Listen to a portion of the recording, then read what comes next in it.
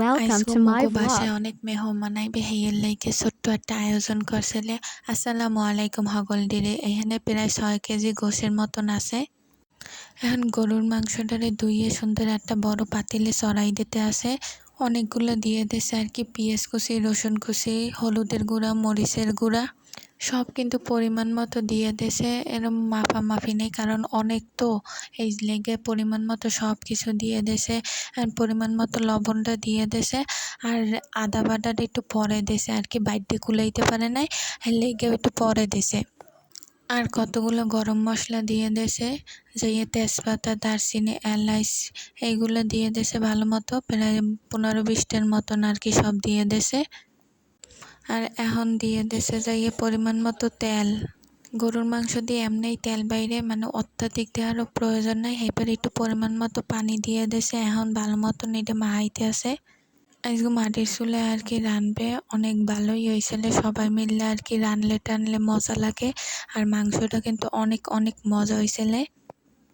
N ভালো মতো মাইখে টেখে এইবার চুলার পর বওয়াইবে আনে।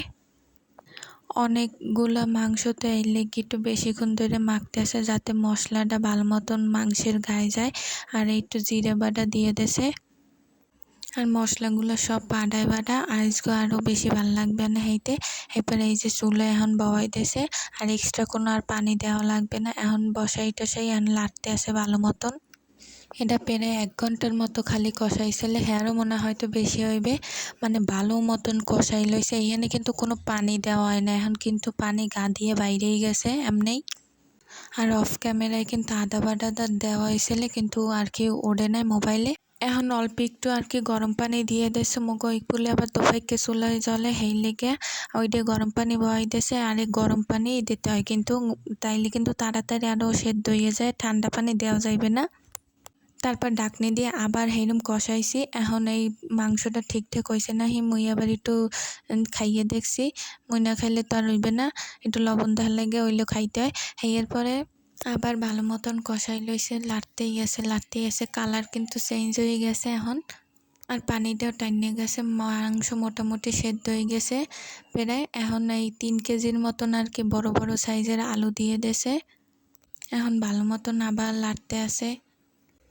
আলুটা দিয়ে এখন পুরাটা মিক্স করে লইবে, এরপর আবার কষাইবে কতক্ষণ ধরে। এখন লাড়তেই আছে ভালো মতন। মাংসটার কালার দেখেই বোঝা যাইতে আছে যে কতটা সুন্দর হইতে আছে আজকের রান্নাটা।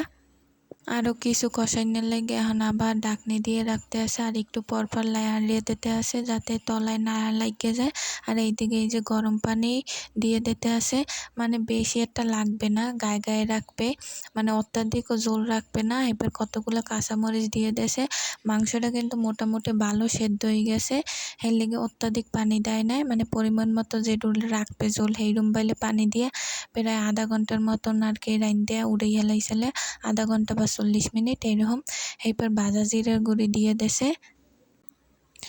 ভালো মতন কিন্তু লাড়তে আছে। ও আর ধনিয়ার গুঁড়িও দিয়েছিলে, এটা মনে নাই কইতে, ধনিয়ার গুঁড়িও কিন্তু দিয়েছিলে। এরপরে এই যে এখন বান্ডে উড়াইতে আছে, আর লবণটাও চেক করে লইছিলে যে ঠিকঠাক আছে নাকি। তারপর পুরোটাই পারফেক্ট হয়েছে, মুই খাইয়া দেখছিলাম। খাইয়ার পরে এখন সব রাইন্দে বাইরে এই উড়াইছে। মগো প্রায় 4-5 পদের আইটেম আসলে, রোস্ট, ডাল, সবজি, গরুর পোলাও আর ভাজি, আর ছিল সাদা ভাত। এই আজকে ভিডিওটা এই পর্যন্তই। সবাই like, comment, share, follow, subscribe করে পাশে থাকেন। ভিডিওটা ভালো লাগলে অবশ্যই লাইক করেন। টাটা।